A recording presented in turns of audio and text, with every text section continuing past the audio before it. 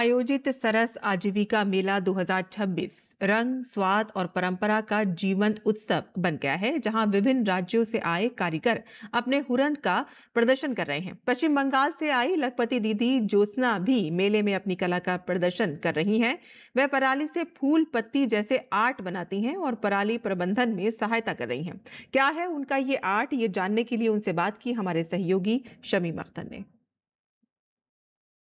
हर साल धान की कटाई के बाद पराली का प्रबंधन एक चैलेंज बन जाता है। सरकार इसके समाधान पर ध्यान दे रही है।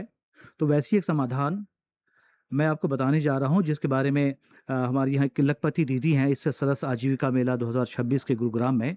वो बता रही हैं कि उस पराली से वो क्या क्या चीज़ें बनाती हैं। जो पराली लोग जला देती है, उस पराली को मैं 3 महीने प्रोसेस करने के बाद ये नए-नए तस्वीर आपका जो पसंद, कोई फिगर, कोई सीनरी, जिसी को जो भी बनाना है, वो हमको दे देती है तो मैं बनवा देती हूँ। ये फ्रेम आपका 20-30 इयर्स तक रहता है। आप चाहे तो जैसे फ़ोटो फ्रेम करते हैं ना, ऐसे ये दूसरी फ्रेम 5 साल बाद नई लुक देना है, एक चीज़ रहती तो अच्छी नहीं लगती, इसीलिए आप जैसे फ़ोटो फ्रेम करते हैं, ऐसे फ्रेम चेंज भी कर सकते हैं। और वेस्ट बंगाल का पहला लेडी मैं ये काम करती हूँ। ये जो सीनरी, ये फिगर आप देख रही है, मैं खुद बनाया हूँ। मेरा अंडर और भी लड़की काम करती है, लखपति दीदी का।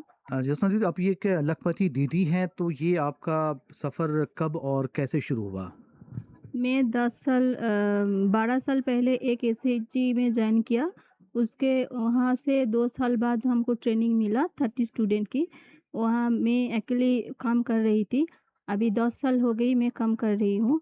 मेरे साथ गाँव में बहुत लड़की जो घर वाले बाहर नहीं निकलने देती, घर बैठे-बैठे क्या करे उसको मैं घर-घर जाके काम सिखाती हूँ, काम देती हूँ, वो लोग काम करते हैं। ये लखपति दीदी बनने में सरकार की जो स्कीमें हैं, उसका कितना रोल रहा है इसमें? उसका तो बहुत ही रोल है, क्योंकि हम लोगों का जो एसएचजी का लखपति दीदी का जो लोन, ये एग्जीबिशन है, ये पहली बार गुड़गाँव आई हूँ मैं। यहाँ आके हम लोगों का जो काम है वो सेल करती हूँ। ये हम लोगों का बहुत उपकार आती है। आपको देख के और भी आपके गाँव मोहल्ले की औरतें इस तरह से आत्मनिर्भर बनना चाहती होंगी। हाँ, ज़रूर। वो तो बन रही है। मैं तो खुद लगी रही हूँ कि आप लोग काम करो, आगे आओ। मैं भी आई हूँ। मैं वेस्ट बंगाल को रिप्रेज़ेंट करती हूँ बाहर स्टेट में। तुम लोग भी मेरे साथ आओ। अब महीने भर कमा लेगी तो घर वाले भी छोड़ेगी ना। पहले कमाना चाहिए, उसके बाद छोड़ेगी। तो है, वो सब भी एसएचजी में है, लखपति दीदी में है। महीने कमा लेती, साल में आती तो लखपति दीदी तो बन ही गई ना। ये तो घर वालों के लिए बहुत हेल्प हो रही है, मेरे भी घर वालों को बहुत हेल्प हो रही है।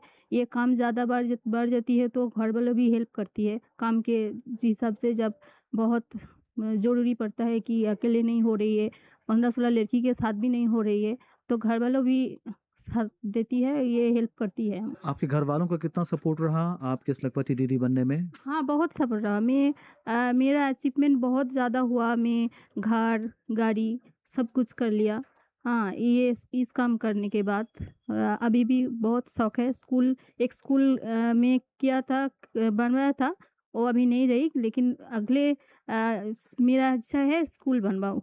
हर तरीके की काम हो जाए, सब भी लखपति दीदी बन जाए। ये थी लखपति दीदी ज्योत्सना संतरा, जो हमें बता रही थी कि इस सेल्फ हेल्प ग्रुप से जुड़कर उन्हें कितना लाभ प्राप्त हुआ है, उनकी फैमिली अच्छी हो गई है और वो अपनी दूसरी जो अपने गांव देहात की महिलाएं हैं उनको भी इंस्पायर कर रही हैं इसमें आने के लिए।